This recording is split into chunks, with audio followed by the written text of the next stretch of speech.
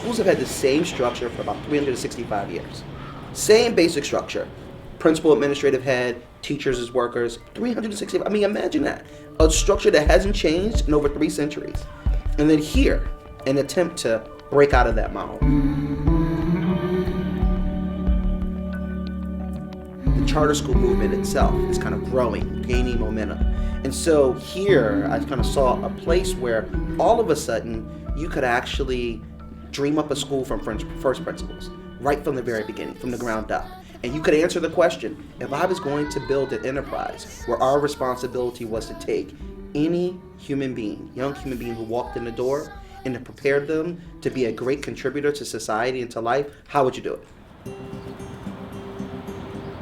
I'm from Brooklyn originally. I grew up in public housing in central Brooklyn in the Gowanus houses and went to a pretty bad public school myself, which is sad because I feel like I had friends just as smart, just as hardworking as I was, but they just were not afforded the same opportunity and didn't have the same door open for them.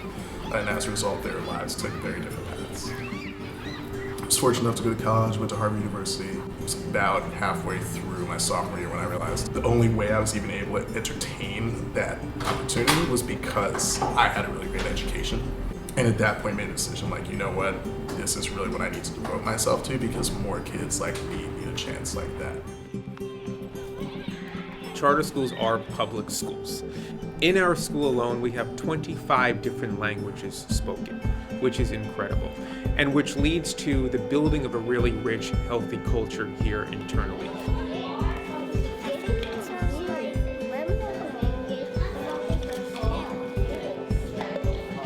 Hiring of good teachers is the most important thing that you can possibly do as an educator, because this ship runs through committed, excellent, talented teachers. Good. People always ask, how did I do it? And it's really, how do we do it? I think I'm probably good at just getting a great group of people together to be able to work really well together. I consider myself to be like a coach. And so I go for the blue chip teachers. So if I feel like I have the best teachers, then I'm gonna have the best results. What I've seen over the years is that we've been able to push the conversation around what quality means. What is a good school? What does it look like? I'll add to that my daughter is one of the 3rd graders here at our school, and it's a very personal mission and endeavor to create the kind of school that addresses the needs of a whole child and that is worthy of my own child. Where is that haircut? Good morning, Siobhan. Good morning. I grew up in the Bronx, going to public schools, and probably by 3rd grade knew that I was going to be a teacher.